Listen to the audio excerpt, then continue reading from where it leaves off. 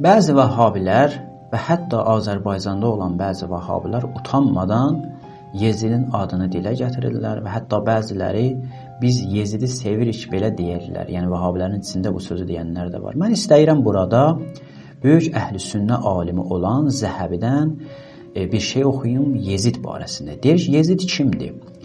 Danışır Yezid məsələn bəsirətli idi, yəni şücaətli idi, şeir yazırdı. Və kənə nasibiyyən. Yezid nasibi idi. Aşağıda da nasibi məna elir bizə. Nasibi odur ki, əlinin nifrətini qəlbində bəsləyirdi. Həmsinin Yezid şərab içirdi. Yezid pisliyi yerinə yetirirdi. Yezidin hakimiyyəti İmam Hüseynin şəhidi ilə başladı. Özü başladı, yəni özü şəhid elədi İmam Hüseyni. Və Hərrə hadisəsi ilə tamamlandı. Yezid belə bir şəxsdir.